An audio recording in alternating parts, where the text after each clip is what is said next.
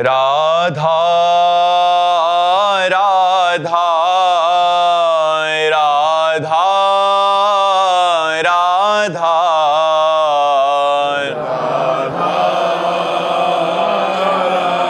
राधा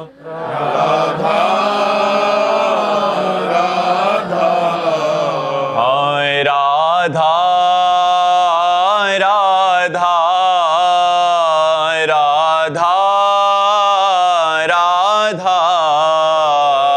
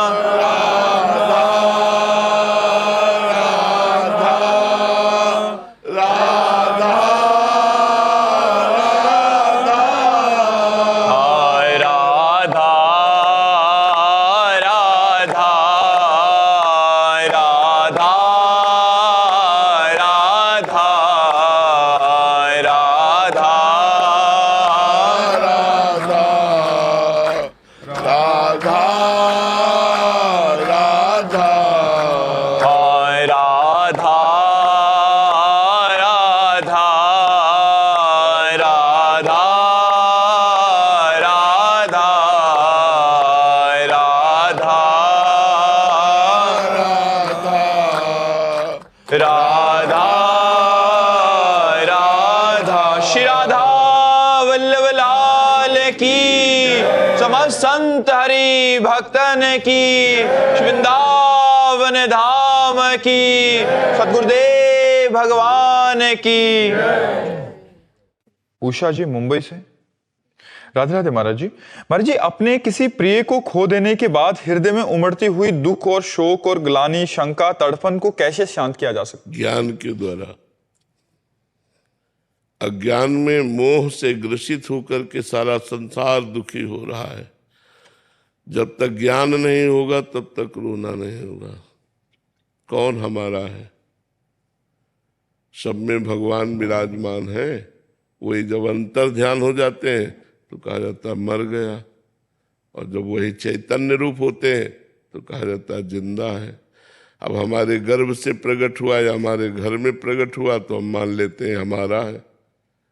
वो चैतन्य घन परमात्मा अपने कर्मों का भोग भोगने आता है और फिर चला जाता है। उसका किसी से संबंध नहीं रखता। हम अपनी तरफ से संबंध मानकर रोने लगते हैं। पांच तत्वों में विलीन हो गए और आत्मा कर्मों को लेकर नए जन्म में चला गया।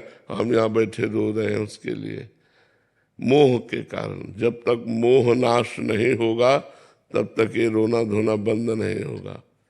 इसका नाम मृत्यु लोक है। यहाँ सब मरेंगे, चाहे जो कोई हो, चाहे दुरात्मा हो, चाहे महात्मा अच्छा हो, चाहे बुरा, सबको यहाँ शरीर छोड़कर जाना पड़ेगा। फिर रोना क्यों? किस लिए रोना? जिसकी जितनी आयु है उतना रहेगा, इसके बाद चला जाएगा। जो पहले से तैयार न थे पछता कर चले गए। हम तुम सबको जाना है, जाने की तैयारी कर लो, नाम जप करो, भगवान के आश्रित रहो, भगवान के लीला चरित्रों को सुनो, तो ये मोह नष्ट हो जाएगा। मोह नष्ट होते ही आनंद की अनुभूति होगी, रोना धोना थोड़ी होगा। अभी अज्ञान की दशा है, इसलिए रोना आ रहा है कि मेरा पुत्र चला गया, मेरा भाई चला गया, मेरा मित्र चला गया, मेरा पति, मेरी पत्नी। ऐसे यहाँ जाना है सबको, अपने समय के अनुसार जाना है। कोई मरता नहीं है। आत्म तत्व कर्मों को लेकर नया जन्म लेता है, पंचभूत पंचभूतों में मिल जाते हैं, कोई मरता नहीं है। ये केवल हमारा मोह है कि मेरा था, वो किसी का नहीं था। वो न जाने कितने जन्म किस किस को माँ बाप बनाया, इस जन्म में तुम्हें बनाया, अगले जन्म में फिर और किसी का। तो ये सब मायाकृत है, इसलिए रोइए मत, नाम जप कीजिए और उस जीवात्मा को भी शांति मिले, नाम जप करके उसको दीजिए और स्वयं भजन कीजिए, आनंदित रहिए, मोह मत कीजिए, नहीं तो मोह तो बहुत ही दुखदायक है। मनोज साहू जी भोपाल से। श्री हरिवंश महाराज जी, गुरुदेव भगवान आपके द्वारा ही एक बार श्रवण किया था कि भक्ति मार्ग पर चलने से ब्रह्म ज्ञान या ब्रह्म मार्ग का जो संकेत या अनुभूति होती है स्वतः ही हो जाती है। महाराज जी भक्ति मार्ग पर चलते हुए हम कैसे अनुभूति करते हैं उसकी ब्रह्म? जब आप भजन करेंगे तो वो स्थिति आने लगती है, भजन से स्थिति आती है, भजन से ही कुछ अच्छा नहीं लगता, संसार के भोग कोई भोगने की इच्छा नहीं होती, तब धीरे धीरे अंदर ज्ञान स्फुरित होने लगता है। जितना भजन बढ़ाते चले जाओगे तो जैसे एक एक कवल में क्षुधा निवृत्ति तुष्टि और पुष्टि होती है, ऐसे एक एक नाम जप से संसार से वैराग्य, अपने स्वरूप का ज्ञान और भगवान से प्रेम, ये तीनों हो जाते हैं। पर जैसे कई दिनों का भूखा हो तो एक कवल भोजन पाने पर रोक दिया जाए तो उसको असंतुष्टता होगी, समझ में नहीं आएगा कि हमारी भूख मिट रही। जब वो आधा पेट होगा तब समझ में आएगा कि हमारी भूख मिट रही। ऐसे अनंत जन्मों से हम वासनाओं से घिरे रहे हैं, अब हम नाम जप शुरू करेंगे तो आधा पेट कम से कम नाम जप हो, 24 घंटे में 12 घंटा, तब समझ में आएगा कि हाँ अब आपका भजन हो रहा है, आपको संसार से वैराग्य हो रहा है, आपको भगवान से प्रेम हो रहा है। इसलिए भजन को बढ़ाओ और कम से कम 12 घंटा लाओ, 24 घंटे में 12 घंटे भजन, तब आप फिर देखो कि आपके अंदर कैसे ज्ञान की भूमिकाएं बदलती हैं, कैसे भक्ति की ऊंचाई आती है। चीनू जी फरीदकोट से। राधे राधे महाराज जी। महाराज जी, कर्म और भाग्य में क्या अंतर है? उसी को एक ही बात कहते हैं, जो हमारे भाग्य में कर्म के परिणाम रूप रचना लिखी गई है, जिसे प्रारब्ध कर्म कहते हैं, वही भाग्य है। और नया कर्म जो करते हैं वो क्रियमाण है, जो संचित जमा है उन्हें संचित कर्म कहते हैं। कर्म 3 प्रकार हुए, संचित कर्म, प्रारब्ध कर्म और क्रियमाण। क्रियमाण जो वर्तमान में कर रहे हैं, प्रारब्ध जो वर्तमान के कर्म का फल सुख दुख दे रहा है, वर्तमान में अच्छा कर रहे हैं लेकिन बुरा फल मिल रहा है, प्रारब्ध। वर्तमान में बुरा कर्म कर रहे हैं लेकिन अच्छा फल मिल रहा है, भाग्य, वही प्रारब्ध। जिस समय तुम्हारे भाग्य से पुण्य कर्म का फल नष्ट होगा और वर्तमान का पाप कर्म, पूर्व का पाप कर्म जुड़ेगा, उस समय तुम्हारा पतन हो जाएगा, नाश हो जाएगा, तुम्हारा महान दुख विपत्ति संकट में फंस जाओगे। इसलिए बहुत होश में चलना चाहिए। अगर आप होश में नहीं चलोगे तो आपसे पाप कर्म बनेंगे और वही पाप कर्म आपका प्रारब्ध बनकर आपको दंड देंगे, आपको दुख देंगे। तो कर्म क्रियमाण नया, प्रारब्ध पूर्व जन्मों के कर्मों का भोग, संचित बहुत जन्मों के कर्मों का एकत्रित गोदाम। मोना लिसा दुबे जी। राधे राधे महाराज जी। महाराज जी, कोई व्यक्ति हमें दुख देता है तो हमारे पूर्व जन्म के कर्म उस व्यक्ति के द्वारा दुख के रूप में आते हैं, तो महाराज जी क्या उस व्यक्ति को भी आगे चलकर दुख प्राप्त होगा? प्राप्त होगा, क्योंकि उसका नया कर्म बन गया। आपके कर्म ने उसे प्रेरित किया, वो क्षमा भी तो कर सकता था, लेकिन उसने आपको दंड दिया तो उसका क्रियमाण बन गया, अब उसको भोगना पड़ेगा। जैसे आपका हमसे टक्कर लग गई, आपके प्रारब्ध कर्म ने धक्का दिलाया, हम क्षमा भी तो कर सकते हैं, हम क्षमा कर दिए तो हमारा क्रियमाण ठीक हो गया। और हमने आपको गाली दे दिया, आपको धक्का दे दिया, तो हमारा नया कर्म बन गया, ये अब हमको भोगना पड़ेगा। यही तो परंपरा, कर्म परंपरा है, बराबर भुगताती चली जा रही है। वंसल जी रुड़की से। राधे राधे महाराज जी। महाराज जी, आप पूछ रहे हैं कि जैसे जिन संतों का भगवत प्राप्ति होती है या आखिरी जन्म होता है तो उनको भी कर्म भोगने पड़ते हैं, प्रारब्ध होता है, तो महाराज जी क्या उनको भगवान माफ करते हैं कुछ, या भगवान कुछ माफ कर देते हैं? हाँ, अरे पहाड़ के पहाड़ माफ कर देते हैं। वो तो ऐसे 150 ग्राम, 1 कुंतल में 50 ग्राम फटाफट भोगवा करके देखो ना। बड़े संतों की बड़ी पीड़ाएं होती, ये फोड़ा, ये कैंसर, ये चीज, ये दुनिया का दुख उन्हीं के ऊपर आ जाता है, क्योंकि उनका आखिरी जन्म होता है। तो जो पहाड़ का पहाड़ जमा होते हैं उनमें थोड़ा थोड़ा भुगता करके निपटा देते हैं। और संतों को इतना ज्ञान होता है कि मैं शरीर नहीं हूँ, इसलिए शरीर में आने पर दुखों को वो व्याकुल नहीं होते, वो अशांत नहीं होते, विचलित नहीं होते, सह जाते हैं और भगवान का भजन करते हैं। विदिशा शर्मा जी, राधे राधे महाराज जी। महाराज जी, अगर कोई किसी की मदद करे पहले खुद से और फिर वही इंसान बार बार हमें ये बोले कि मैंने तेरे लिए ये किया, तू ऐसा बोल रहा है अभी, तो महाराज जी ऐसी कंडीशन में पहली बात तो जिसने किया और बोला तो उसका सारा पुण्य खत्म हो गया। दूसरी बात तो वो अब तुम्हें टॉर्चर कर रहा है, उसका नया कर्म बन रहा है, उसको दुख भोगना पड़ेगा। तुम केवल शांत रहो, कोई उत्तर मत दो। वो बार बार ऐसा कह रहा है तो उसकी हानि ही हानि हो गई। पहले कहने से उसका पुण्य नष्ट हो गया और बार बार कहने से उसका पाप बढ़ रहा है, क्योंकि आपको दुख दे रहा है और दुख देने के परिणाम में उसका पतन हो जाएगा, उसका नाश हो जाएगा, वो उसके लिए हानि का कारण बन जाएगा। इसलिए आप चुप रहो। आप जिस समय वो आपको बोले उस समय राधा राधा राधा, कोई बुरा मत मानो। जैसे देने पर उसके बुरा नहीं माने थे, ऐसे गाली देने पर भी बुरा मत मानो। उसका कर्म बिगड़ रहा है, आपका ठीक हो रहा है। दिशांत जोशी जी, उदयपुर से। राधे राधे महाराज जी। महाराज जी, अहंकार छोड़ना चाहिए, लेकिन मैं छोड़ते ही कर्म कौन करेगा? प्रकृति। 3 गुणों के द्वारा, किसका प्रश्न है? 3 गुणों के द्वारा कर्म होते। गुणाणु गुण वर्तनते मनुष्या पार्थ सर्वसा। आत्मा थोड़ी कर्म करती है। कर्म 3 गुणों के द्वारा होते, सतोगुण, रजोगुण, तमोगुण। जैसे यंत्र में चढ़ी हुई कठपुतली नाच रही है तो वो थोड़ी नाच रही, यंत्र नचा रहा है। तो माया रूढ़ानी, जो यंत्रारूढ़ानी मम माया, भगवान कहते हैं मेरी माया रूपी यंत्र के ऊपर आरूढ़ होकर सारा जगत नाच रहा है, माया नचा रही। 3 गुणों से। कर्म मैं से थोड़ी होता है, कर्म तो माया से होता है। मैं स्वीकार करने के कारण उसे कर्ता और भोक्ता का दंड मिलता है। जो मैं अहंकार विमूढ़ आत्मा करता हमिति मन्यते, मैंने ये कर्म किया तो उसे दंड भोगना पड़ेगा, नहीं तो उसको कोई दंड नहीं। पूरे विश्व का भंडारा हो जाए तो कोई पुण्य नहीं, और पूरे विश्व का विनाश हो जाए उसके द्वारा तो कोई पाप नहीं, जो अहंकार रहित है। लेकिन अहंकार होने के कारण ही छोटे छोटे कर्मों का भी हिसाब उसे भोगना पड़ता है। यही अहंकार मिटाने के लिए तो साधना की जाती है। जो अंतःकरण का अहंकार है उसे मिटाना है। आत्मा मैं ब्रह्म स्वरूप है, वो निर्विकार है, वो चिदानंदमय है, उसके द्वारा कोई क्रिया नहीं होती, वो अक्रिय है, उसमें कोई संकल्प नहीं होता, वो गुणातीत है। वही मैं हूँ, पर मैं भूल से अपने को शरीर मानकर और अंतःकरण के अहम धर्म से युक्त होकर कर्ता और भोक्ता भाव हो जाने के कारण हमारा जन्म मरण हो रहा है, हमें दंड भोगने पड़ रहे हैं। निर्विकार होने पर भी हम विकार को प्राप्त हो रहे हैं, अजन्मा होने पर भी हमारा जन्म मरण हो रहा है, और दुख रहित होने पर भी हमें दुख भोगना पड़ रहा है। यही कारण है।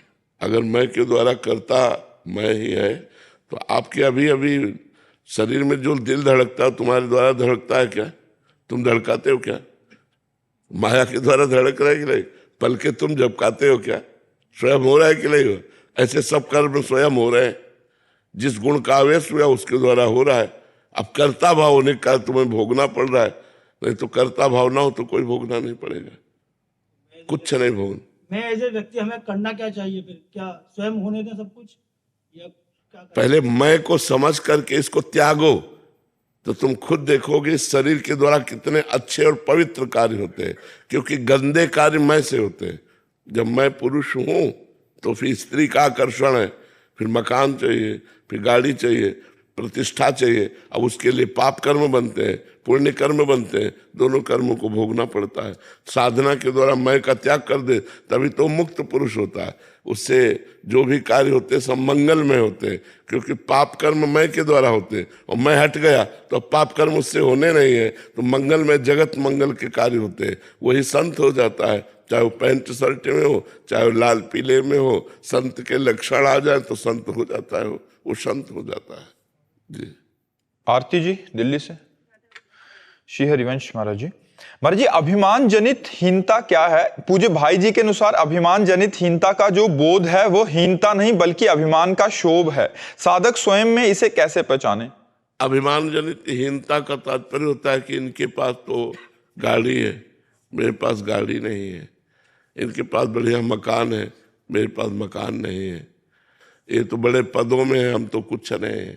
तो ये जो हीनता है ये जलाती रहती है, ये दैन्यता नहीं है, ये जलाती रहती है, कामना जनित हीनता है। दूसरों की उन्नति देखकर अपने हृदय में जो जलन हो रही है, मत्सरता, ये अहंकार। इससे बाहर कैसे? सर्वलोक महेश्वर भगवान अभी बताया नहीं, यद्यपि वो निर्धन है फिर भी लोक में धन्यवाद का पात्र है यदि हम धर्म से चल रहे हैं। गरीबी से चलो तो दीपक की तरह जलते रहोगे धर्म पूर्वक, और अगर ज्यादा जल्दी करोगे, पाप कर्म करके धनी बनना चाहोगे तो हाइलोजन की तरह जलोगे।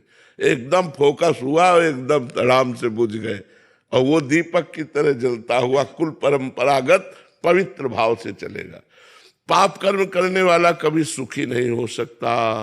तो हमको ये नहीं देखना, अपने में हीनता नहीं लानी कि यार इनके तो ये है, इनके तो नहीं। भगवान ने मुझे जिस परिस्थिति में रखा है बहुत अच्छा रखा है और बड़ी उनकी कृपा है। देखो अगर भगवान हमारी आंखें ले लेते और फिर सोचो जीवन भर ऐसे बंद रहे तो घबराहट नहीं पैदा हो जाती। भगवान ने हमको आंखें दी, कान दिया, बोलने को दिया, चलने को दिया, चखने को दिया, मतलब हर। अब हम भगवान का धन्यवाद न दे करके हम इस बात से जले कि उसके गाड़ी अधिक है, उसके घर नहीं। हमको भगवान ने जितना दिया बहुत कुछ दिया। अब मैं भगवान का भजन करके भगवान को प्राप्त करूंगा, पाप कर्म नहीं करूंगा। पाप कर्म के द्वारा प्राप्त हुई सुविधा परिणाम में नाश को प्राप्त कराती है, इसलिए मैं ऐसा कर्म नहीं करूंगा, ईमानदारी वाला कर्म। और पहले लोगों के दिमाग में ईमानदारी भरी रहती थी। हमने देखा है कि पहले बेईमानी से लोग डरते थे। हमने कई बार बताया कि हम बच्चे थे, हमारे घर में गेहूं बेचा गया, क्योंकि किसान आदमी के यही धन प्राप्ति का उपाय था। तो जैसे स्कूल की फीस देनी है या उससे तो अन्न नहीं बेचा जाता, तो वो 100 रुपये का बिका। तो बेचने से उसने 110 रुपये दे दिए, अनजाने में 10 रुपये मतलब लिपट के आ गए। तो घर में जब उन्हें गिना गया तो 110 थे। तो पिताजी ने कहा पूरे पैसे लेके जाओ और उसके सामने गिन के दिखाओ कि तुम्हारे 10 ज्यादा है, 10 वापस करके आओ।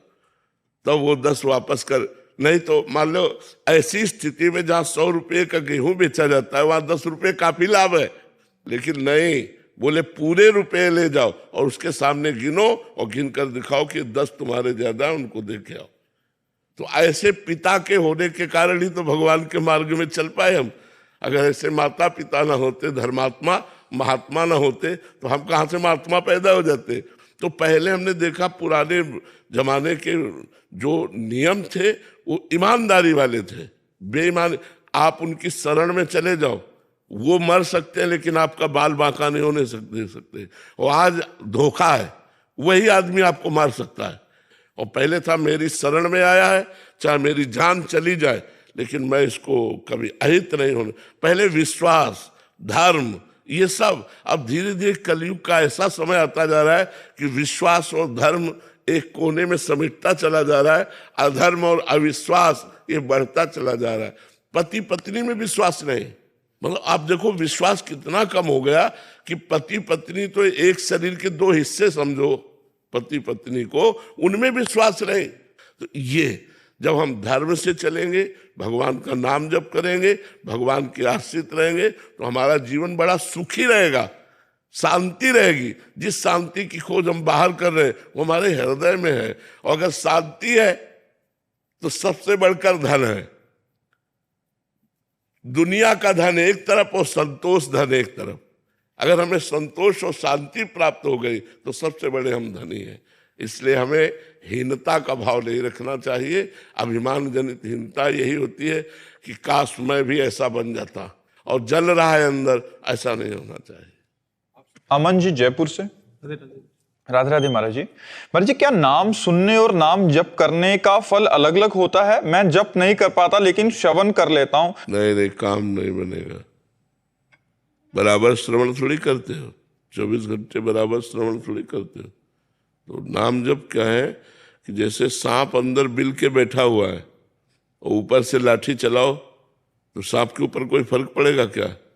ऐसे ही हमारा जो मन है वो अंदर है, हृदय में है, और कान से हम सुन रहे हो, मन संसार का चिंतन कर रहा है। आराम से कर रहा है कि नहीं? आप देखना, जब आप कान से सुन रहे हो तो देखना वो संसार का चिंतन कर रहा है, उस पर कोई फर्क नहीं पड़ रहा। अब उससे जपो आओ, राधा राधा राधा, मन से जपो आओ, अंदर तुम स्वयं जपो तो वो लगेगा, फिर नाम जप में लगेगा। तो कभी श्रवण कर लिया और कभी नाम जप भी किया। केवल श्रवण बराबर थोड़ी करते हो, थोड़ी देर किया इसके बाद खत्म। तो श्रवण में मन चंचल बना रहेगा, लेकिन जब मनन करेंगे तो स्वयं को मन को लगना पड़ेगा। इसलिए नाम जप करो स्वयं, कभी श्रवण कर लिया और कभी सुमिरन कर रहे हैं। श्रवण कथन सुमिरन सेवन चितलावहि। श्रवण कथन, श्रवण भी किया, कभी गा भी रहे हैं, कभी सुन भी रहे हैं और कभी जप भी रहे हैं। अंदर ही अंदर उसको सुमिरन कर रहे हैं, तब काम बनेगा। प्रधान कार्य श्रवण और कथन का तो सुमिरन ही है। सब साधनों का फल यही है कि अंदर ही अंदर हमारे भगवान का नाम चलने लगे, तब हमारा परम मंगल हो जाएगा, सारे पाप नष्ट हो जाएंगे। वैसे श्रवण मंगलम, भगवान की कथा, भगवान का नाम, भगवान की चर्चा श्रवण मंगलम, सुनने मात्र से मंगल कर देती है। लेकिन मन को लगाने के लिए हमें अंदर जप भी करना पड़ेगा, सुमिरन भी करना पड़ेगा। शिवम शर्मा जी गोवर्धन से, राधे राधे महाराज जी, आपके चरणों में कोटि कोटि प्रणाम। महाराज जी, आप हम ब्रिजवासियों की महिमा बताते हैं महाराज जी, लेकिन महाराज जी हम लोगों से संत वैष्णवों की निंदा बहुत होती है। प्रभु जी श्री कृष्ण कहते हैं कि जो मेरे भक्तों के प्रति अपराध करता है मैं उसे कभी क्षमा नहीं करता। महाराज जी हम क्या सुधार करें? हाँ, नहीं करना चाहिए। देखो, आप तो ब्रजवासी हो। जब भगवान के जय विजय पार्षद ने संत सनक सनंदन सनातन सनत कुमार को रोक दिया तो उनको गुस्सा आ गया कि हमें तुमने क्यों रोक दिया। तो उन्होंने श्राप दिया, जाओ 3 जन्म के लिए तुम असुर भाव को प्राप्त हो, दैत्य भाव को प्राप्त हो, क्योंकि तुमने यहाँ असुर भाव प्रकट किया। तो भगवान के दिव्य धाम के दिव्य पार्षदों को 3 बार रावण, कुंभकर्ण और हिरण्यकश्यप और हिरणाक्ष, शिशुपाल और दंत्रवक्त, ये 3 अवतार लेने पड़े जय विजय को। तो भगवान भी अवतार लेकर उनका उद्धार करते रहे यद्यपि। लेकिन ये प्रसंग बताता है कि यदि भगवान के तुम निजी पार्षद भी हो और अपराध संतों का कर दोगे तो तुम्हारी दुर्गति हो जाएगी। इसलिए संतों की निंदा नहीं करनी चाहिए, चाहे वो ब्रजवासी हो। चाहे ब्रजवासियों को संतजन मानते हैं तो संतों को ब्रजवासी भी बहुत प्यार करते हैं। लेकिन किसी भी संत की निंदा मत करो। हो सकता है वो अभी 10 दिन से संत बना हो तो तुमको उसके आचरण गलत दिखाई दे सकते हैं, लेकिन वो 10 दिन का संत है, वो धीरे धीरे धीरे साधना करके अब वो पवित्र बनेगा। तो हमको किसी के दोष नहीं देखने हैं, हमें किसी की निंदा नहीं करनी है, हमको अपना उद्धार करना है। इसलिए पर दोष दर्शन, पर निंदा श्रवण, ये त्याग कर देना चाहिए। प्रतिभा दुबे जी,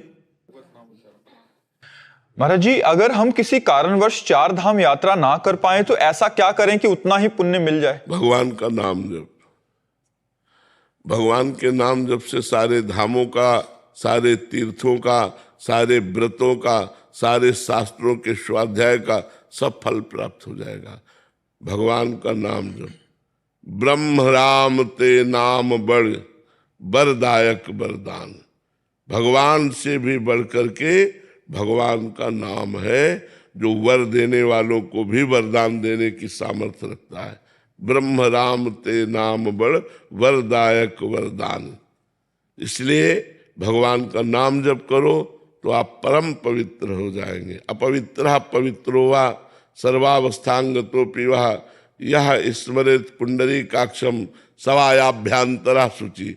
वो बाह्य और अभ्यंतर दोनों से परम पवित्र हो जाता है जो भगवान का नाम जप करता है। सारे तीर्थ भगवान के द्वारा ही बनाए हुए हैं और जो भगवान को भी अधीन कर ले वो भगवान का नाम है। इसलिए भगवान का नाम जप करो, 4 धामों की यात्रा का फल आपको प्राप्त हो जाएगा। तनिष्का भरद्वाज जी, राधे राधे महाराज जी। महाराज जी ऐसा क्यों होता है कि कभी हमें भगवान से एक जुड़ाव सा महसूस होता है, पर कभी कभी जब उनकी जरूरत हो तो हमें लगता है कि भगवान हमसे दूर हैं? वो जुड़ाव नहीं होता है, 3 गुणों का प्रभाव है। जब सत्वगुण आएगा तो भगवान अच्छे लगने लगेंगे, भक्ति अच्छी लगने लगेगी। साधु संग अच्छा लगने लगेगा। जब रजोगुण आएगा तब भोग अच्छे लगने लगेंगे, भगवान के सामने पर्दा सा ढक जाएगा। और जब तमोगुण आएगा तो निद्रा, आलस्य, हिंसा, क्रोध, प्रमाद, ये सब बातें आ जाएंगी। तो ये 3 गुणों का चक्र सबके हृदय में चलता रहता है। जो भजन के द्वारा इन 3 गुणों को जीत करके त्रिगुणातीत हो जाता है, उसके ऊपर फिर प्रभाव, वो फिर एक रस भगवान की भक्ति में डूबा रहता है। जब तक हम 3 गुणों के अंतर्गत हैं तब तक हमारे भाव बदलते रहेंगे। जो गुण आएगा वो अपना प्रभाव हमको दिखाएगा। इसलिए हमको हर गुण के प्रभाव में नाम जप करना है, तो हम गुणों से पराजित ना होकर फिर त्रिगुणातीत हो जाएंगे। तो चाहे जो गुण आवे, चाहे रजोगुण आवे, चाहे तमोगुण आवे, चाहे सत्वगुण आवे, मन लगे चाहे ना लगे, सुख मिले चाहे ना मिले, भाव बने चाहे ना बने, हमें राधा राधा राधा राधा रटना है, जिससे ये 3 गुणों से हम ऊपर उठ जाएंगे। अभी जुड़ाव नहीं है, वो तो सत्वगुण का लक्षण है। अंशुल जी, राधे राधे महाराज जी। महाराज जी, आप कह रहे हैं कि आपको आपके शरीर में ना महाराज जी अभी एकदम किडनी फेल हो गया। किसके? महाराज जी लास्ट 6 महीने में ही 80% किडनी डैमेज हो गई है, अब 20% बची है, उसका इलाज चल रहा है मेरा। तो गाइडेंस चाहिए महाराज जी, मार्गदर्शन की कि ऐसे में क्या करना चाहिए। हम तो बच्चा भगवान के सहारे हैं और भगवान का नाम जप करते हैं। हमारी तो 100% फेल है, तुम्हारी तो 80% फेल है। हम तुम्हें गाइडेंस क्या करें, हम शरीर में नहीं रहते, शरीर को पीड़ा, हम शरीर के दुख सुख में नहीं रहते हैं। अब बचपन से अभ्यास किया है और भगवान की शरण में, तो ये कला आपको थोड़ी मिल जाएगी, क्योंकि आप भगवान से जुड़े नहीं हैं, भगवान में चित्त अर्पित नहीं किया है। तो जब तक भगवान में चित्त अर्पित नहीं किया जाता तब तक ये दुख सुख और सब। अब न मरने की चिंता है, अगर भगवान में चित्त जोड़ दो तो आनंदित हो सकते हो, नाम जप करो तो आनंदित हो सकते हो। हाँ, आप निराश मत होइएगा, आप निराश मत होइएगा, अच्छे डॉक्टर से मिलिएगा। हो सकता है आयुर्वेदिक डॉक्टर ऐसा मिल जाए, होम्योपैथिक डॉक्टर ऐसा मिल जाए, या वो जो थेरापी करते हैं ऐसा कोई मिल जाए। आप एक बार प्रयासरत रहिए, भगवान से प्रार्थना कीजिए और नाम जप कीजिए, और निराश बिल्कुल मत होइएगा। इसमें सबसे ज़्यादा होता है कि जब हमारे शरीर में कोई रोग होता है और हमें इस बात का पता चलता है तो हम टूट जाते हैं, हम निराश हो जाते हैं, हम उदास हो जाते हैं। ये नहीं होना चाहिए, इसका बहुत बड़ा रोग पर प्रभाव पड़ता है। देखो, अगर हम प्रसन्न न रहें तो हम गिर जाएं। हम हर समय प्रसन्न रहते हैं, भगवान के बल से हर समय प्रसन्न रहते हैं, इसलिए हम स्वस्थ जैसे रहते हैं। इतनी कठिन परिस्थिति में भी हम आपसे वार्ता कर रहे हैं, हम सत्संग कर रहे हैं, इसलिए निराश तो होइएगा नहीं, प्रसन्न रहिएगा और 2-3 किलोमीटर आराम से चलिएगा और डॉक्टरों से सलाह करके उचित आहार लीजिएगा और आपकी किडनी फिर आ सकती है। आप प्रयासरत रहिए, निराश मत होइएगा, ठीक है? हर्षित जी, राधे राधे महाराज जी। महाराज जी, श्री जी से प्रेम कैसे हो, प्रेम के लिए तड़फन। प्रेम मूल यह नाम है, प्रेमी रसिक जपत यह नाम, प्रेम मगन निजुबन विश्राम, श्री हरिवंश जहाँ रहे। अगर हम प्रेम का मूल नाम है और इस नाम को खूब जप करें तो इसी से प्रेम प्रकट हो जाएगा। पहले नाम अनर्थ की निवृत्ति करता है, पाप का नाश करता है, फिर धीरे धीरे भाव आता है, फिर धीरे धीरे अनुराग प्रकट हो जाता है। पर ये लंबा सफर चलेगा। जब हमारा रात दिन भजन होगा तब हमें भगवत प्रेम होगा। 24 घंटे उठते बैठते चलते फिरते खाते पीते काम करते एकांत में बैठते हर समय नाम जप करो, इसी से प्रेम प्राप्त हो जाएगा। भजन न सेनी प्रेम की, भजन न होई संग बिनु, भजन बिना नहीं प्रेम, छिन्हू भजन न छाड़िए धरिए या दृढ़ नेम। बिना भजन के प्रेम नहीं होता और बिना महापुरुषों के संग के भजन नहीं होता। जब संतों का संग होता है तब हमें नाम में प्रीति होती है और जब नाम में प्रीति होती है तो भगवान में प्रेम हो जाता है। राधिका जी सोनीपत से, राधे राधे गुरुजी। गुरुजी, आपने सत्संग में प्रेम भक्ति के विषय में बताया, प्रेम भक्ति में कामना नहीं रहती, कामना के त्याग करने पर ही प्रेम भक्ति का प्रादुर्भाव महाराज जी कैसे होता है, कृपया मार्गदर्शन करें। देखो, जब तक हमें अपने शरीर और शरीर संबंधियों से मोह होता है तभी तक कामना होती है। यदि हमारा शरीर भगवान को अर्पित हो जाए और सारे संबंध भगवान को अर्पित हो जाए, सारे संबंध, नाथ सकल संपदा तुम्हारी, मैं सेवक समेत सुत नारी, परिवार का संबंध भगवान के चरणों में, शरीर का संबंध भगवान के चरणों में, तो हमको भगवान की तरफ से ये ज्ञान प्राप्त होता है कि हमारे भगवान सर्वज्ञ हैं। सर्वज्ञ अर्थात सब कुछ जानते हैं, सर्वशक्तिमान, वो सब कुछ कर सकते हैं, सर्वत्र वो सब जगह विराजमान है। तो जो सब कुछ जानते हैं, सब कुछ कर सकते हैं, सब जगह विराजमान है, वो मेरे प्रभु हैं। तो मुझे फिर क्या मांगना, क्योंकि कोई अल्पज्ञ तो है नहीं कि उनसे को बताना पड़ेगा कि हमें क्या आवश्यकता है। तो जो वो विधान कर रहे हैं वो मेरे लिए परम मंगलमय है। जोई जोई प्यारो करे सोई मोहि भावे, भावे मोहि जोई सोई सोई करे प्यारे। जब उपासक अपने आप को पूर्ण भगवान को समर्पित कर देता है तो उसकी कामना नष्ट हो जाती है। इस समर्पण में जादू है, इस समर्पण में एक चमत्कार है कि उसके अंदर कोई कामना नहीं रह जाती। और जहां कामना का नाश हुआ तहां भगवान की प्रेम लक्षणा भक्ति प्रकट हो जाती है। सकल कामना हीन जे राम भगति रस लीन, भगवान की भक्ति के प्रेम रस में वो उपासक लीन हो जाता है, जिसकी कामनाएं शांत हो जाती। सबसे बड़ी कामना शरीर भोग की रहती है। त्रिभुवन में इसका बहुत बड़ा प्रभाव है काम का। अगर ये काम वासना थोड़ी भी चिंगारी बची रही तो 2500-50 वर्ष साधना करने पर जहां इसको अवसर मिला भोग का, तहां ये ज्वाला बन जाती है। इसलिए उपासक को ऐसा नहीं समझना है कि मैं निष्काम हो रहा हूं, मेरे अंदर कोई कामना नहीं। भगवत प्राप्त महापुरुषों के हृदय में भी काम अपना प्रभाव दिखा देता है।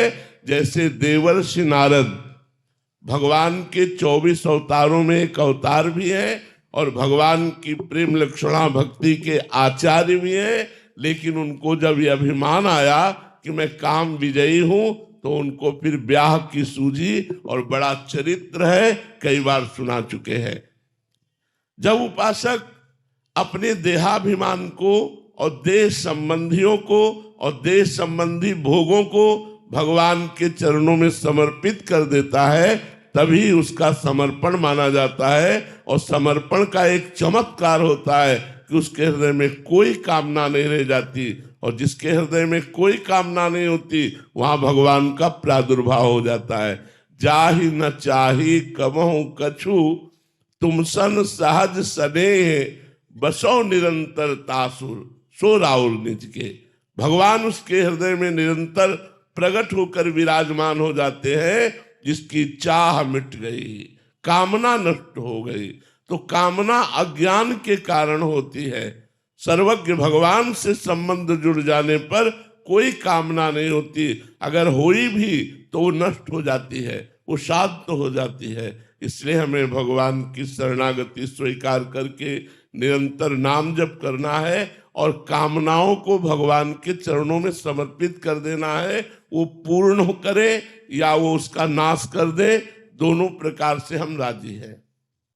ध्रुव जी होशंगाबाद से। राधे राधे महाराज जी। महाराज जी, श्री जी और गुरु कृपा से हमें ये पता चल जाए कि ये सिद्ध संत हैं तो उस सिद्ध संत से लाभ कैसे लें?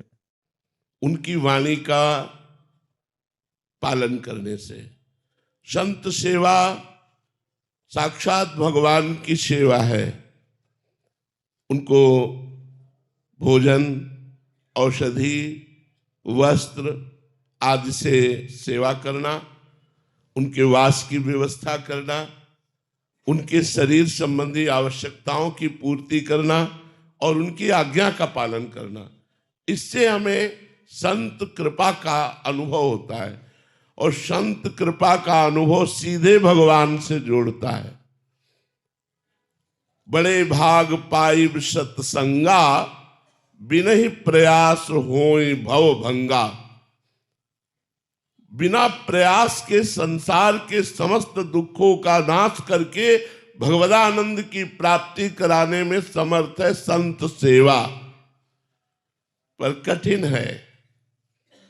संतों का बिलग बिलग स्वभाव होता है, बिलग बिलग उनकी साधनाएं होती हैं। यदि हम बहुत सहनशील हो, बहुत शांत हो और सब संतों में भगवान की भावना करें तो ही संत सेवा बन सकती है, नहीं बहुत कठिन है संत सेवा। और संत सेवा बन गई तो भगवान उसके अधीन हो गए, जिससे संत सेवा बन गई। एक हरिपाल जी नाम के बड़े भगत हुए हैं, भक्तमाल में चरित्र है। उन्होंने अपने गुरुजी से पूछा कि मैं गृहस्थ हूं, मुझे कैसे भगवत प्राप्ति होगी? तो उनका रोज संत सेवा कीजिए, रोज किसी संत को जेवाइए, सुंदर सुंदर भोजन बनाइए और संत को पवाइए। कभी संत दरवाजे से भूखा ना जाए तो एक दिन भगवान साक्षात तुम्हें प्राप्त हो जाएंगे। अपने गुरुजी की बात मान करके हरिपाल जी रोज भगवत सेवा करने लगे। वो जमींदार थे, खूब जमीन धन ऐश्वर्य था। अब संत तो श्रद्धा के भूखे होते हैं, श्रद्धा भी थी और संपत्ति भी थी। धीरे धीरे संतों की मंडलियां आने लगी। अब तो रोज हजारों संतों का भंडारा होने लगा। धीरे धीरे जमीन बिक गई, घर की संपत्ति बिक गई, बाजार से उधार लिया, अब उधार मिलना बंद हो गया। एक दिन संत दरवाजे पे आए और घर में कुछ नहीं, तो उनका गुरु आज्ञा है संत भूखा नहीं जाना चाहिए। तो भाला उठाया और रास्ते पे जाके खड़े हो गए। और जो न राम बोलता, न कृष्ण बोलता, न गले में कंठी, न मस्तक में तिलक, तो सीधे भाला उसके गले पे रखते और उसके पास जो होता वो छीन लेते और छीन करके संत सेवा करते कि इसका भी कल्याण होगा और संत सेवा भी होगी। अब जब लोगों को ये पता चला कि हरिपाल सिंह डाकू हो गए और रास्ते में जो कोई राम बोल दे तो नहीं फिर लेते थे, कृष्ण बोल दे, हरि बोल दे तो नहीं लेते थे, गले में कंठी हो, मस्तक में तिलक हो तो प्रणाम करते थे। जो संसारी आदमी होता उसे लूट लेते थे और उसकी संपत्ति को भक्तों की सेवा में लगाते थे जाके। तो अब उस मार्ग से जो जाता वो राम राम बोल के जाता, कृष्ण नाम बोल के जाता। कोई तिलक लगा ले, कोई कंठी लगा ले तो बच जाए। वो जंगल का रास्ता था। अब हरिपाल जी को कोई लूटने वाला मिलता ही नहीं, क्योंकि जहां देखते हरिपाल जी राम राम, कृष्ण कृष्ण, हरि हरि, ऐसा लोग बोलने लगे। एक दिन साधु मंडली आई, अपनी पत्नी से कहा अब तो लूटने वाला भी हमारा जो विचार था वो गलत हो गया, कोई मिलता ही नहीं, किसको लूटे, सब राम राम बोलते हैं, हरि हरि बोलते हैं। जाता हूं, अगर आज संत सेवा नहीं हुई तो मैं प्राण त्याग दूंगा, अपने संतों को भूखा नहीं जाने दूंगा। मैं ये नहीं देख सकता कि गुरु आज्ञा का उल्लंघन हो। भगवान सर्वज्ञ है, वो सब कुछ देखते हैं, सब कुछ जानते हैं। भगवान ने श्रृंगार शुरू किया।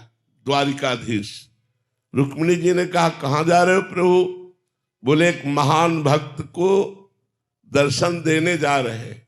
तो बोले आप अकेले अकेले नहीं जाओगे, हम भी जाएंगे। तो बोले देखो पूरा श्रृंगार करके चलना होगा, हमारे साथ चलना होगा तो, और कोई भी भागवतिक चिन्ह नहीं धारण करने, और रास्ते में केवल धन की बात करनी है, रामकृष्ण हरि भगवत चर्चा कोई नहीं करनी।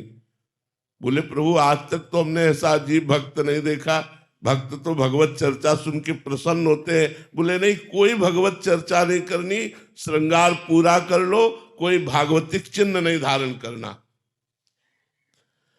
हरिपाल जी उदास खड़े थे उसी मार्ग में कि कोई निकले तो मैं चोरी उसकी वस्तुओं की करके संतों का भंडारा कर दूं। बड़ी मंडली संतों की बैठी हुई है।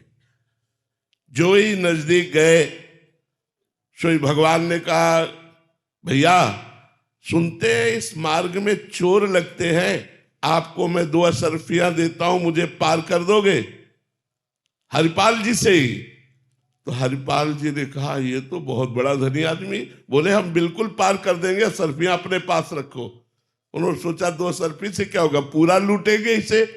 तो द्वारिकाधीश और रुक्मिणी जी स्वयं लूटने के लिए, लिखित है श्री मद्भक्तमाल जी में, चरित्र है हरिपाल जी का। श्री रुक्मिणी जी और द्वारिकाधीश जब बीच जंगल में पहुंचे तो भाला निकाला और भगवान की तरफ भाला किया, का सब मुकुट आभूषण करधनी बाजूबंद सब उतार के रख दो। भगवान उतारने लगे तो रुक्मिणी जी ने कहा, सुदर्शन चक्र की याद करो, ये भाला क्या करेगा, आप इसके सुदर्शन चक्र से मार दो। भगवान ने कहा, हम मारने नहीं आए, हम जिस भक्त के दर्शन कराने लाए थे वो यही है। इशारे से बताया और कहा, सब आभूषण उतार दो। तो रुक्मिणी जी ने सब आभूषण उतार दिए, लेकिन सुहाग के चिन्ह को रोक लिया। तो हरिपाल ने कहा, इससे 10 संतों की भूख मिटेगी, सीधे उतारो नहीं भाला। रुक्मिणी जी और भगवान उनकी इस भक्ति को देखकर अपनी गुरु आज्ञा के पालन के लिए वो निम्न कार्य में भी, चोरी में भी उतर गए। तो भगवान द्वारिकाधीश और रुक्मिणी जी प्रकट हो गई, उनको दर्शन दिए और कहा, मेरे आभूषण ले जाओ। अब ये कुल परंपरागत तुम्हारे यहाँ लक्ष्मी बनी रहेगी, क्योंकि साक्षात महालक्ष्मी का अवतार रुक्मिणी जी हैं। इनके आभूषणों से आभूषण प्रकट होते रहेंगे और कभी भी तुम्हारे घर से लक्ष्मी नहीं जाएगी। साक्षात द्वारिकाधीश रुक्मिणी जी को देखकर साष्टांग दंडवत हुए। हरिपाल जी को भगवत साक्षात्कार हुआ। यदि हम संत सेवा में उतरे तो बिक जाए चाहे, लेकिन संत हमारे दरवाजे से भूखे ले जाए तो भगवान की प्राप्ति हो जाती, निश्चित प्राप्ति हो जाती। एक महाराष्ट्र में सागाल साथ सेठ ने, उनके गुरुजी ने भी उनको आज्ञा दी संत सेवा की। वो रोज जाते 10-20 किलोमीटर में कहीं भी एक संत मिलते, उनको लिवा के आते, भोजन पवाते। 12 वर्ष व्यतीत हो गए। 12 वर्ष में हर कार्य सिद्ध हो जाता है। 12 वर्ष तक यदि जप करो तो जप सिद्ध हो जाएगा। 12 वर्ष तक अगर आप संयम से रहो तो आपका संयम सिद्ध हो जाएगा। तो 12 वर्ष संत सेवा पूर्ण होने वाली थी और ऐसी वर्षा शुरू हुई, उस दिन कोई संत नहीं मिला तो भूखे रह गए। उनकी पत्नी और उनका पुत्र चिलैया और उनका नाम सागाल साहब था, तीनों भूखे रह गए। दूसरा दिन हुआ वही वर्षा, तीसरा दिन हुआ, चौथा दिन हुआ। पत्नी ने कहा, हमारा नियम था बिना संत को पवाए हम पाएंगे नहीं, तो हमारे चाहे प्राण चले जाएं पर हम संत को पवा के ही पाएंगे। लेकिन मेरा बेटा अभी छोटी अवस्था का है, 13-14 वर्ष का है, 4 दिन भूखे हो गए, ये मैं बर्दाश्त नहीं कर सकती, इसलिए आप जाओ और किसी संत को लाओ।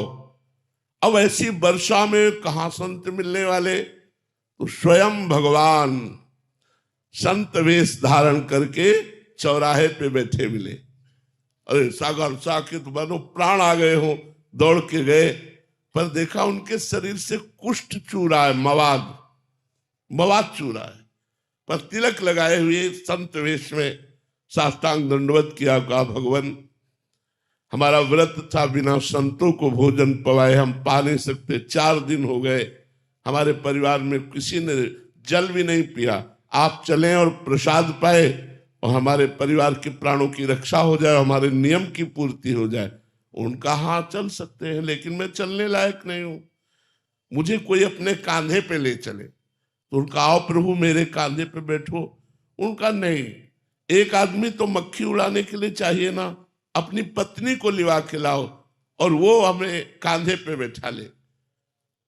गए, घर में पत्नी से कहा, पत्नी आई, जे ही वो बीभत्स रूप देखा, यहाँ घाव यहाँ घाव, मवाद चू रहा है, और उसके मन में आया, नहीं संत के प्रति दोष दर्शन नहीं करना, मुझे संत सेवा करनी, इसलिए बैठा ला। और वो इतनी दुर्गंध भगवान ने बढ़ा दी कि दोनों पति पत्नी छोड़कर भाग जाए, लेकिन उन्होंने गोविंद गोविंद गोविंद एक एक कदम भगवान नाम जप करते हुए घर पहुंचे। उनको स्नान कराया, चंदन लगाया, तो उन्होंने फिर खीर पुआ ये अच्छे अच्छे पदार्थ सामने रखे। भगवान जो संत वेश में कुष्ठी रूप में थे, उन्होंने कहा हम खीर पकवान नहीं पाते। तो उनका प्रभु हम तो वैष्णव हैं, हमारे यहाँ तो प्याज लहसुन भी नहीं बनता, आप संत वेश में आए, आप भूखे वापस लौट जाएंगे, आप रुकिए, मैं कसाई वाले से मांस लेकर के आता हूं। उन्होंने कहा नहीं नहीं, कसाई वाले का मांस नहीं चाहिए, ये हम बहुत बड़े संत से प्रवचन में उनके सुना था, हमें कसाई वाले का मांस नहीं चाहिए, यदि आप पवाना चाहते हो तो अपने पुत्र का मांस पवा दो। तो पत्नी की तरफ देखा और कहा ये क्या संत है, लेकिन संत पे दोष दर्शन करके या उनको भूखा वापस करके। तो उनका प्रभु यदि आपकी आज्ञा हो तो मैं अपने पुत्र की हत्या करूं और आपके लिए मांस बनाऊं। बोले मुझे इससे मतलब नहीं, मुझे पाना है, लेकिन यही घर में पाना है, बाहर से कुछ लाना नहीं।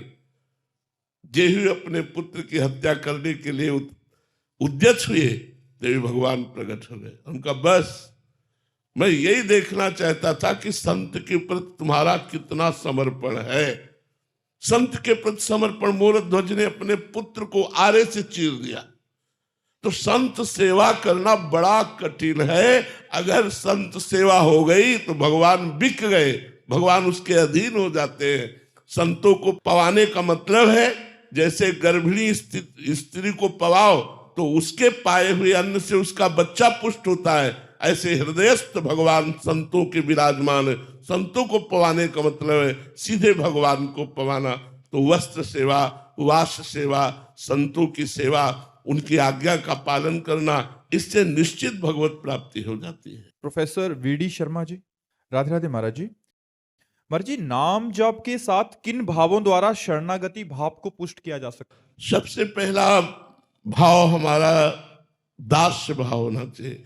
हमारे यहाँ भक्ति में 5 भाव और 6वां महाभाव, शांत भाव, दास्य भाव, सख्य भाव, वात्सल्य भाव, गोपी भाव और महाभाव से चरी भाव, इन 6 भावों का वर्णन किया गया है। तो हम भगवान के अंश, गीता में भगवान ने कहा ममैवांशो जीवलोके जीवभूता सनातना मनाखष्टानि इंद्रियाणि प्रकृतिस्थानि कर्षति। ममैवांशो, अय जीव तू मेरा अंश है। तो उस भाव से, अंशंसी भाव से सबसे पहले हम भगवान को अपना अंशी माने, अपना स्वामी माने और हम भगवान के सेवक हैं, ऐसा भाव माने। श्री हनुमान जी महाराज राम जी के चरणों को लिए हुए बैठे थे। परम ज्ञानी वशिष्ठ जी ने सभा को जलाने के लिए कि हनुमान जी ज्ञानी नाम अग्रगण्यम है, बुद्धिमताम वरिष्ठम है, बुद्धिमानों में सबसे श्रेष्ठ है। पूछा हनुमान तुम कौन हो? हनुमान जी ने वशिष्ठ जी की तरफ देखा कि इतना बड़ा ज्ञानी महात्मा प्रश्न कर रहा है, जरूर गूढ़ उत्तर देना चाहिए। तो उनका प्रभु शरीर भाव से ये स्वामी है और मैं दास हूं। प्रभु अंश भाव से मैं अंश हूं, ये हमारे अंशी हैं। और प्रभु दास भाव से ये स्वामी, मैं सेवक। और स्वरूप भाव से जो सियाराम वो विराजमान, वो सियाराम यहां विराजमान है। जो सियाराम वहां विराजमान है वो सियाराम यहां विराजमान है। दास्य भाव स्वामी सेवक शरीर को लेकर, अंश अंशी भाव स्वरूप को लेकर, और अगर वास्तविक तत्व की बात करें तो जो सियाराम वहां विराजमान वो सियाराम यहां विराजमान। तो हमें चाहिए देहाभिमान नष्ट करने के लिए भगवान को स्वामी मानकर और अपने को सेवक मानकर उनका नाम जप करते हुए उनकी सेवा करनी चाहिए। आपको समझ में आया नहीं? कोई इसमें प्रश्न आपका?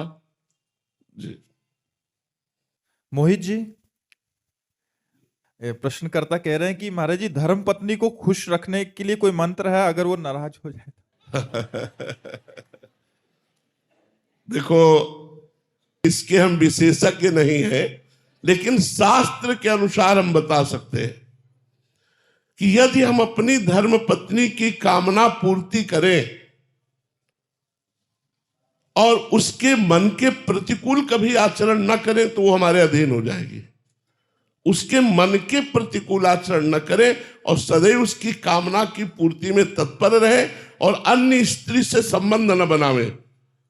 अगर कामना की पूर्ति भी करेंगे और उसको ये पता चले कि आप किसी अन्य स्त्री से संबंध बनाए हैं तो शायद है वो आपको पसंद नहीं करेगी।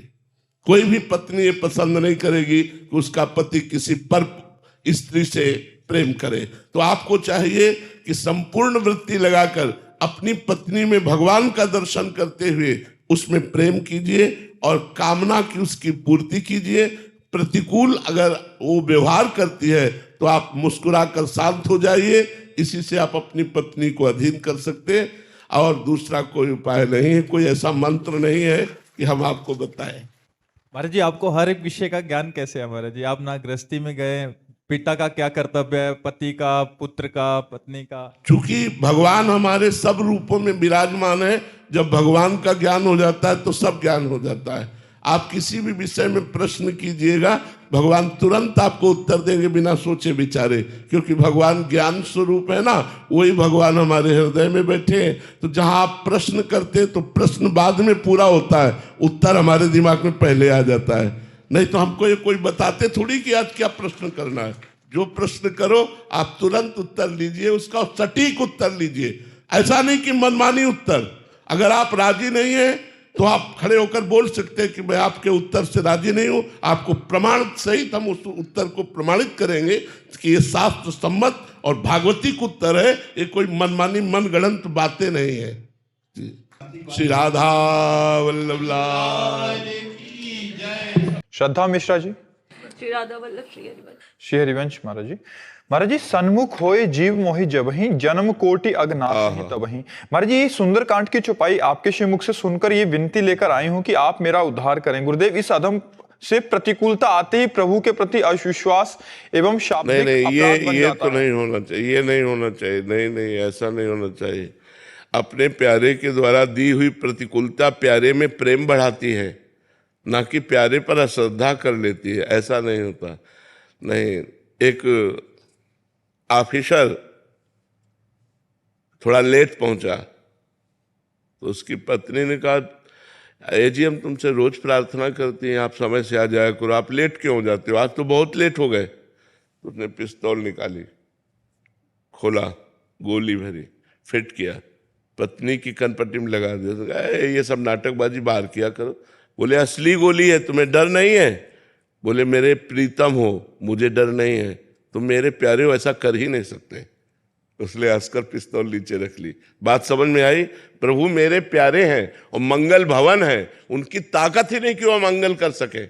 उनका जिन्होंने मारने का प्रयास किया उनको तो परम पद दे दिया और हम राधा राधा बजते हैं, वो हमारा मंगल कर देंगे। कैसी बात करते हो?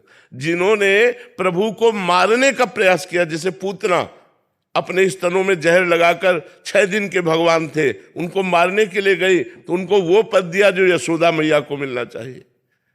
ऐसे कृपाल भगवान क्या भजन करने वालों को या अपने भक्तों को वो आप मंगल करेंगे, वो दुख दे देंगे, वो विपत्ति दे देंगे?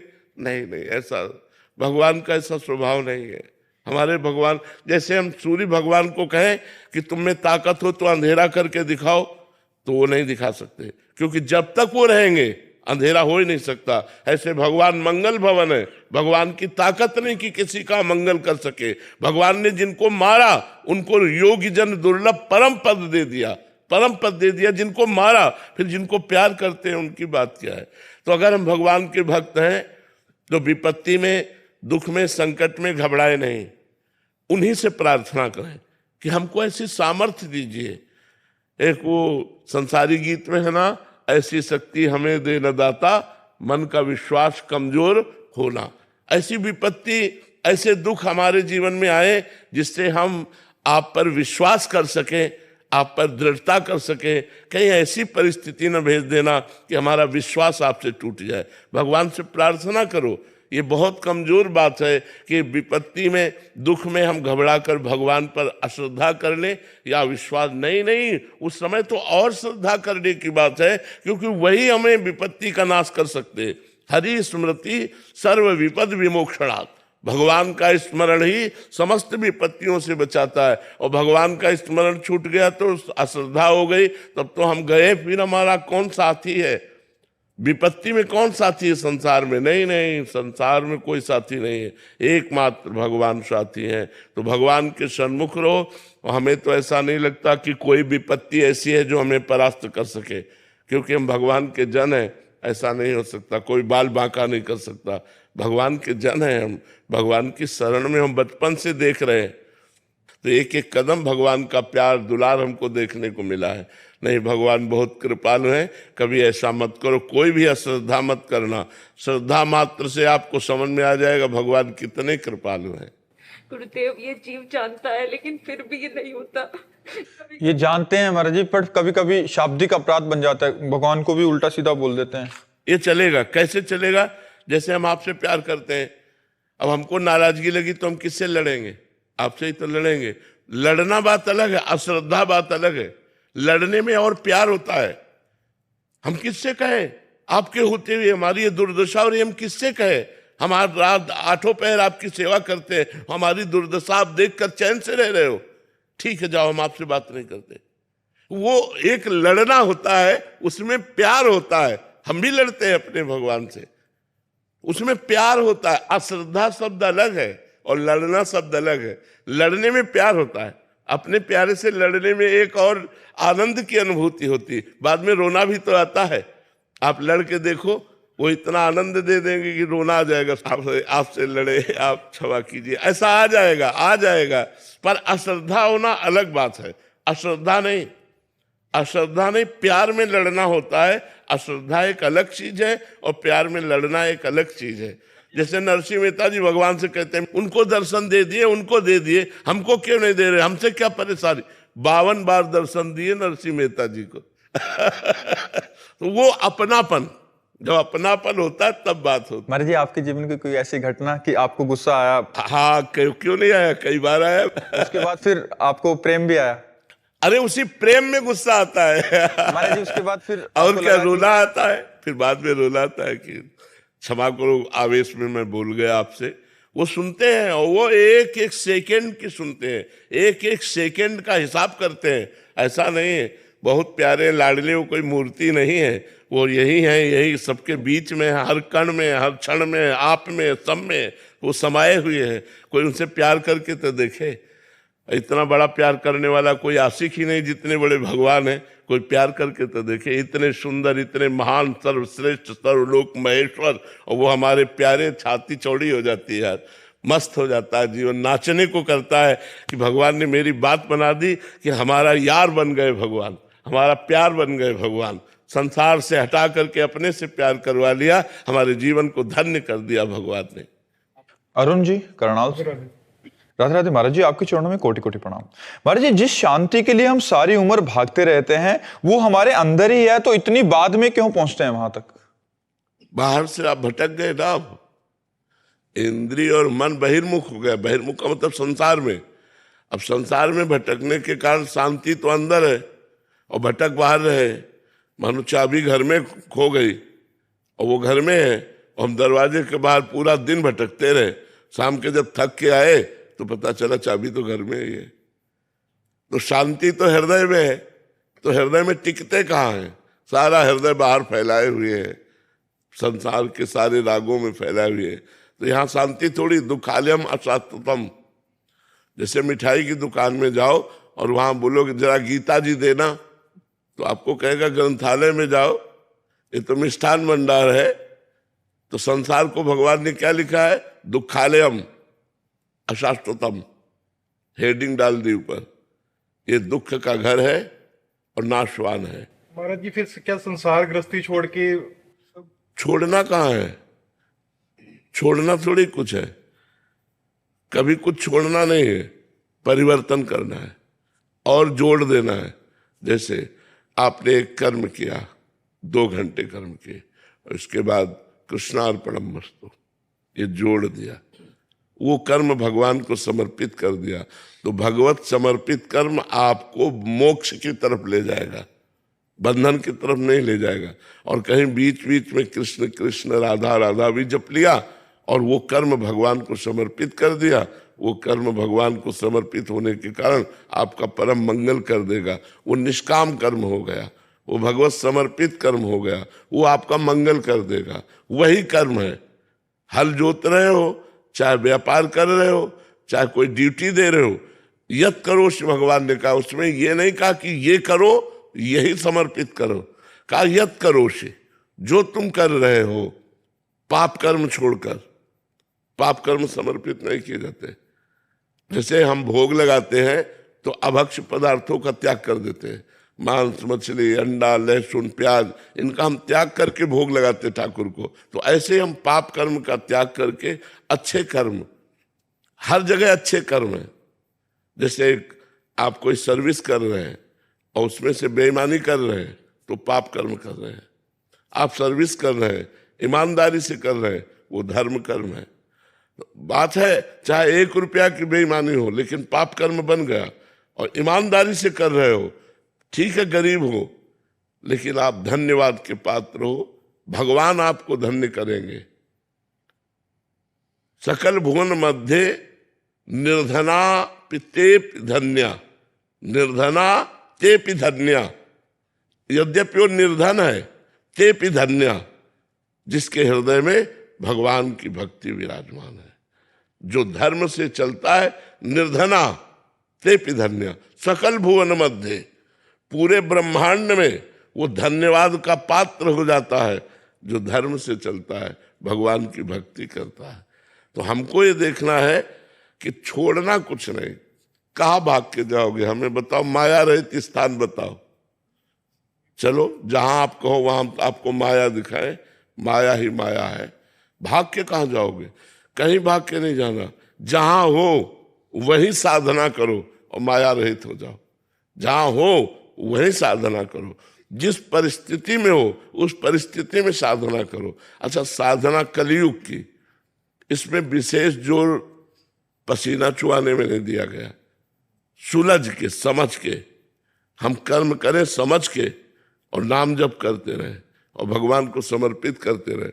देख लो जीवन आपका क्या हो जाएगा। आप स्वीकार करो, केवल इस बात को स्वीकार करो। मान लो आपको 8 घंटा हो गया काम करते हुए और भगवान को भूले रहे। 8 घंटा के बाद, हे करुणामय प्रभु, ये 8 घंटा संसार की सेवा ऐसी थी कि मैं आपको भूल गया। ये 8 घंटा कर्म, जो 8 घंटा समय है, वो मैं आपको समर्पित करता हूं। आप करके देखो, सब लोग आप करके देखो, आपको कितना आनंद आएगा। छोड़ना नहीं, माया छुड़वाएगी। हम कह रहे हैं 20 घंटा भूल गए, आप समर्पण ही नहीं किया, तो 20 घंटा को टोटल समर्पण करो। हे नाथ, मैं 20 घंटा से संसार के राग में ऐसा भूल गया, ये टोटल 20 घंटा मैं आपको समर्पित करता हूं, कृष्णार्पणमस्तु। आप इसका फल देख लीजिएगा, इसका फल देख लीजिएगा, परम लाभ प्राप्त होगा इसका।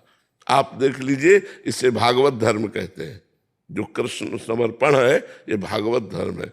कर्म का समर्पण भागवत धर्म है, बिल्कुल सरल है। आप जो कर रहे हो, बस पाप कर्म नहीं। पाप कर्म जब हो जाए तो उसका प्रायश्चित कर लेना चाहिए।